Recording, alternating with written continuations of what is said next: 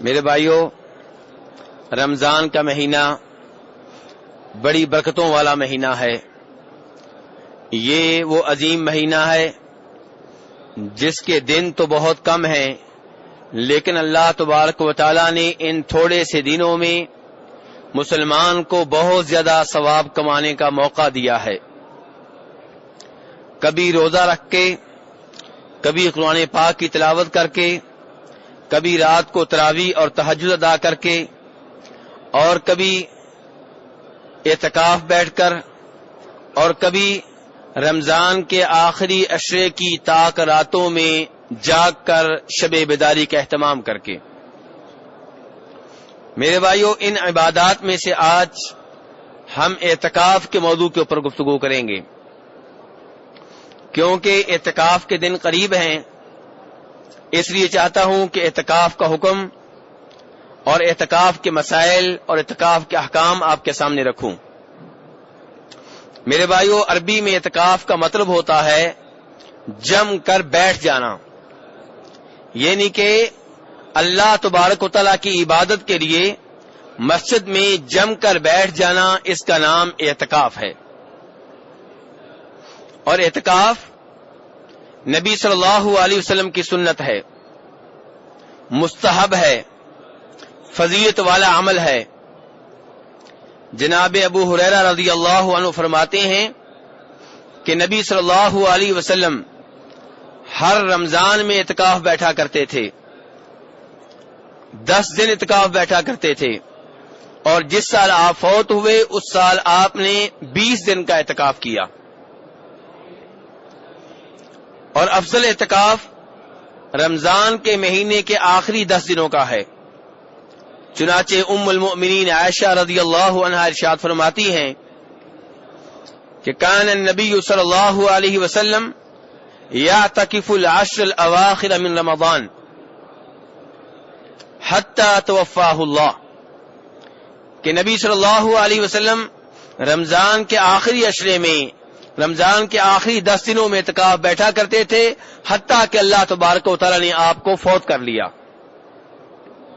یہاں پہ آپ کی فوتگی کا اعلان کون کر رہی ہیں؟ جناب عائشہ، ام المؤمنین عائشہ کہتی ہیں کہ ایک وقت ایسا آیا کہ آپ فوت ہو گئے، اور فوت ہونے کے بارے میں ذکر کون کر رہی ہیں؟ آپ کی بیگم، ہماری ماں، اور وہ خاتون جن کے بارے میں اللہ کے رسول صلی اللہ علیہ وسلم فرمایا کرتے تھے کہ مجھے سب سے زیادہ محبت جس سے ہے وہ عائشہ ہیں۔ تو وہ عائشہ بھی کیا کہہ رہی ہیں کہ آپ فوت ہو گئے۔ اس سے پتا چلا کہ نبی صلی اللہ علیہ وسلم فوت ہو چکے ہیں۔ تو میرے بھائی، ہمارا موضوع کیا ہے؟ اعتکاف۔ تو اعتکاف آپ کی سنت ہے، مستحب عمل ہے، فضیلت والا عمل ہے۔ جو اعتکاف بیٹھے گا اس کو ثواب ملے گا، لیکن اعتکاف بیٹھنا واجب اور لازمی اور ضروری نہیں ہے۔ لیکن اس وقت اعتکاف واجب ہو جائے گا جب کوئی آدمی یہ منت مان لے، نظر مان لے کہ میں اللہ کے لیے اعتکاف بیٹھوں گا۔ امام بخاری رحمہ اللہ روایت کرتے ہیں ہمارے دوسرے خلیفہ جناب عمر فاروق رضی اللہ عنہ سے، وہ کہتے ہیں کہ میں نے کہا یا رسول اللہ، انی نذرت فی الجاہلیہ ان اعتکف لیلۃ فی المسجد الحرام، قال فاوف بنذرک۔ عمر فاروق کیا کہہ رہے ہیں؟ ان کے الفاظ کے اوپر غور کیجئے گا۔ کہہ رہے ہیں اللہ کے رسول صلی اللہ علیہ وسلم، میں نے جاہلیت کے زمانے میں، کفر کے زمانے میں، شرک کے زمانے میں یہ منت ماننی تھی، یہ نظر ماننی تھی کہ مسجد حرام میں ایک رات اعتکاف بیٹھوں گا۔ آپ نے فرمایا اپنی نظر کو پورا کرو۔ چنانچہ جناب عمر فاروق نے ایک رات کا مسجد حرام میں اعتکاف کیا۔ کیا اعتکاف کے لیے روزہ شرط ہے؟ یعنی کہ اگر کوئی روزہ نہ رکھے تو اعتکاف بیٹھ سکتا ہے، یا روزے کے بغیر اعتکاف نہیں ہوگا؟ میرے بھائی، اس معاملے میں علماء کرام کے مابین اختلاف ہے۔ کچھ کہتے ہیں کہ اعتکاف کا تصور روزے کے بغیر ممکن نہیں ہے، وہی اعتکاف قابل قبول اور معتبر مانا جائے گا جس میں اعتکاف بیٹھنے والا روزے کی حالت میں ہوگا۔ اور دوسرے علماء کرام کہتے ہیں نہیں بھئی، اعتکاف مستقل عبادت ہے، روزے مستقل عبادت ہیں، دونوں کا آپس میں کوئی تعلق اور واسطہ نہیں ہے۔ وہ علماء کرام جو کہتے ہیں اعتکاف کے لیے روزہ ضروری نہیں ہے، ان کی پہلی دلیل وہ حدیث ہے جو پہلے میں بیان کر چکا ہوں کہ جناب عمر فاروق رضی اللہ عنہ نے رسول اکرم صلی اللہ علیہ وسلم سے کیا کہا تھا کہ میں نے زمانے جاہلیت میں نظر مانی تھی کہ مسجد حرام میں ایک رات اعتکاف بیٹھوں گا، تو آپ نے کہا اپنی نظر کو پورا کرو۔ میرے بھائی وہ ایک رات کے لیے اعتکاف بیٹھے، کیا رات کو روزہ رکھنا ممکن ہے؟ اس کا مطلب یہ ہے کہ روزے کے بغیر بھی اعتکاف کا تصور موجود ہے۔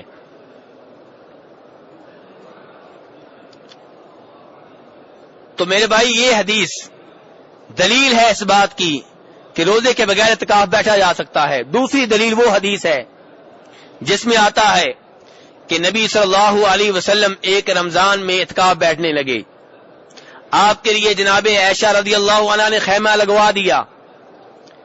جب اللہ کے رسول کا خیمہ لگا، جناب عائشہ نے اللہ کے رسول سے اجازت مانگی کہ میں بھی آپ کے ساتھ اعتکاف بیٹھنا چاہتی ہوں، آپ نے اجازت دے دی، جناب عائشہ کا بھی خیمہ لگ گیا۔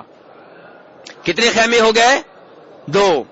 تیسرے نمبر پہ آپ کی ایک اور بیگم جناب حفصہ رضی اللہ عنہا نے بھی خیمہ لگا لیا۔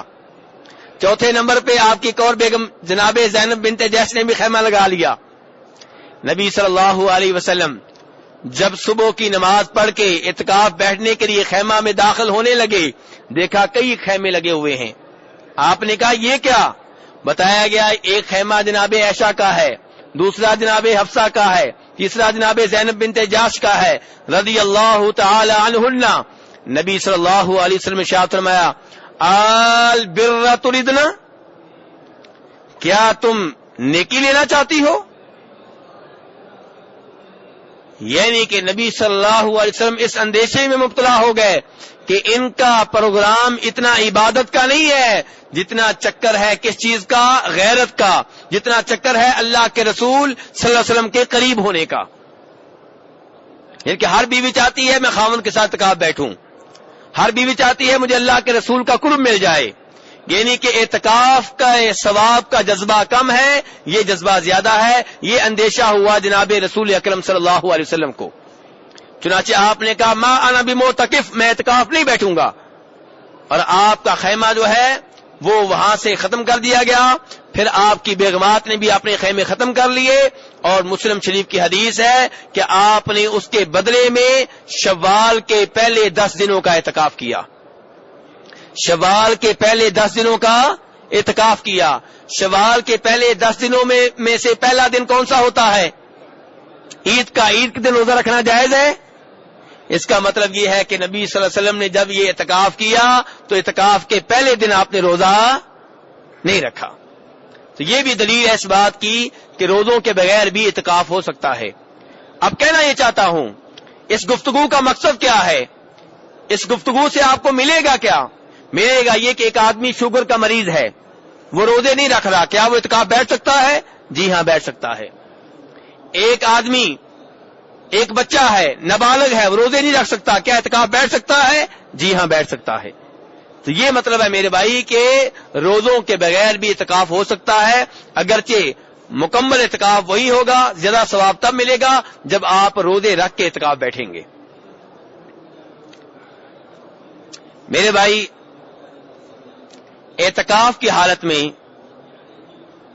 آپ کس وقت اعتکاف گاہ میں داخل ہوں گے، کب اعتکاف سے باہر نکلیں گے؟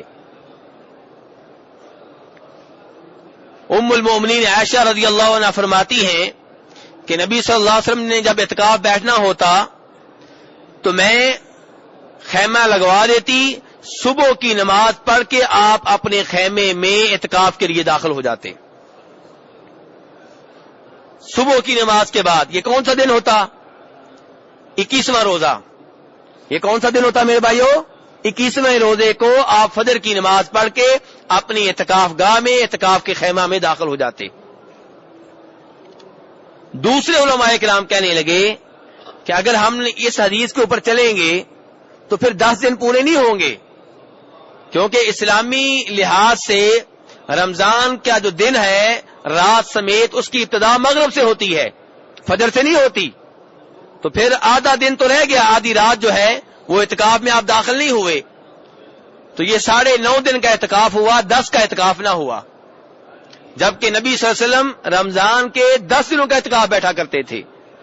تو دوسرے علماء کرام کہنے لگے اگر ایسا ہے تو ایسا کرے اعتکاف کرنے والا، وہ مغرب کی نماز مسجد میں آ کر پڑھے، رات کو مسجد میں رہے، اور صبح کی نماز کے بعد وہ اپنے اعتکاف گاہ میں داخل ہو جائے، تاکہ 10 دن بھی پورے ہو جائیں اور آپ کی سنت کے اوپر بھی عمل ہو جائے کہ فجر کی نماز کے بعد آپ اعتکاف گاہ میں داخل ہوا کرتے تھے۔ اور نکلیں گے کب؟ جب چاند نظر آ جائے، چاند کے نظر آنے کا اعلان ہو جائے تو اعتکاف والا جو ہے اپنے اعتکاف گاہ سے باہر آ سکتا ہے۔ میرے بھائی، اعتکاف کس طرح باطل ہو جاتا ہے، کس طرح ختم ہو جاتا ہے؟ کون سے ایسے اعمال ہیں جن کا ارتکاب اگر اعتکاف والے سے ہو جائے تو اس کا اعتکاف ختم ہو جائے گا؟ پہلے نمبر پہ میرے بھائی، اگر اعتکاف والا معتکف اپنی اعتکاف سے باہر نکلتا ہے کسی شرعی عذر کے بغیر یا کسی ضروری حاجت کے بغیر تو اس کا اعتکاف ختم ہو جائے گا۔ شرعی عذر کیا ہوتا ہے؟ ایک آدمی کے اوپر غسل واجب ہو چکا، مسجد میں غسل کا بندوبست نہیں ہے، تو جو قریبی جگہ اسے غسل کے لیے ملے گی وہاں جا کے غسل کرے گا۔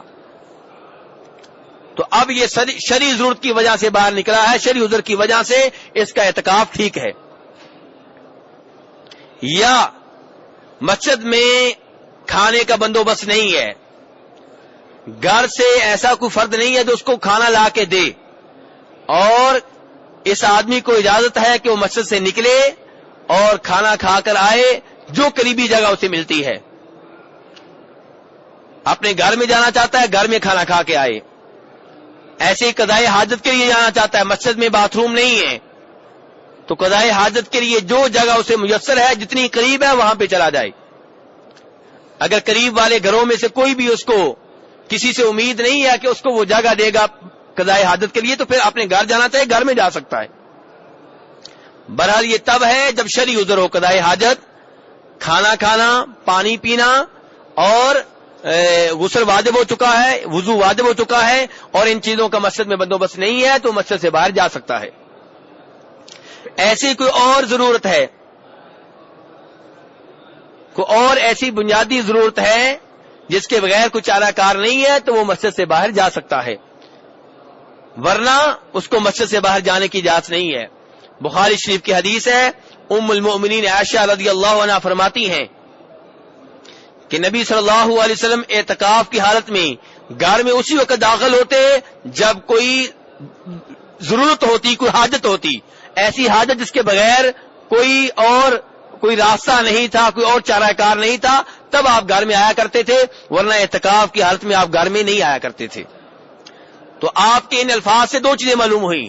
نمبر 1 کہ آپ بلا ضرورت گھر میں نہیں آیا کرتے تھے، نمبر 2 جب ضرورت ہو تو گھر میں آ سکتے ہیں، جب ضرورت ہو تو گھر میں آ سکتے ہیں۔ بخاری شریف کی روایت ہے میرے بھائیوں۔ دوسری وہ چیز جس کی وجہ سے اعتکاف ختم ہو جائے گا وہ بیگم سے جماع ہے، بیگم سے ہم بستری ہے۔